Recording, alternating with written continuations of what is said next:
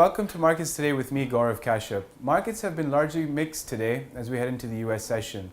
The dollar index has been little changed, trading at back at 92.83 levels after some relief buying came in to support the greenback after it hit new and 15-month lows at 92.41 yesterday. The euro has been trading lower against the greenback today.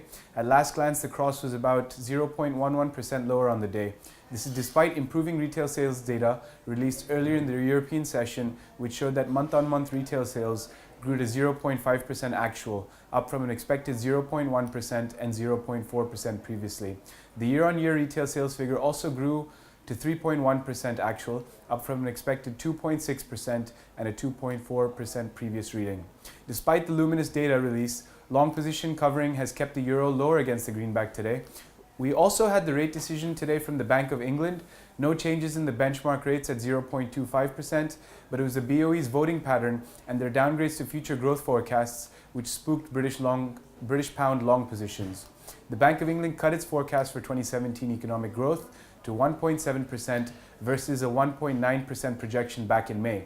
Future growth in 2018 was also revised downwards to 1.6%. In 2018, this was down from 1.7% previously projected, while the overall GDP in 2019 was unchanged at 1.8%.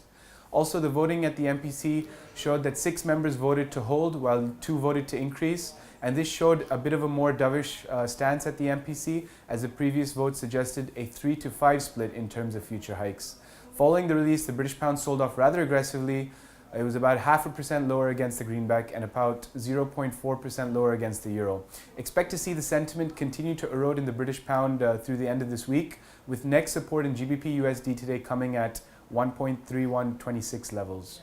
Looking ahead to the US session, we have some PMI releases along with ISM for non-manufacturing. This is releasing at 13:45 GMT and 1400 GMT respectively. This news should not drive the dollar too much as we look ahead, and we expect the dollar to continue to stabilize above 92.60 levels in the lead up to tomorrow's non-farm payrolls report. Guys, looking ahead to this non-farm payrolls report, expect to see rather uninspired moves through Asia and Europe tomorrow, as markets will wait for the NFP release due out during the US session tomorrow. Early estimates are for a gain in excess of 180,000 new jobs in July, with the unemployment rate expected to improve to 4.3%. But keep a very close eye to this release. Any reading above 200K will see some very strong dollar buying support coming in. And of course, on the flip side, anything less than 180 could see continued dollar weakness, and we could see that dollar index make a retest of those lows at 92.41 levels at the end of this week. If you don't already hold any open positions, it would prove very prudent to wait for tomorrow's release.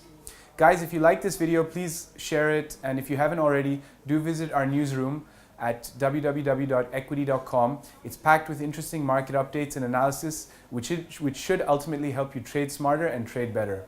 And if you haven't already done so, try to follow me on Twitter at EGM Futures. You can drop me questions about anything we discussed today or any particular questions about tomorrow's US non-farm payroll report. Have a great day of trading, guys.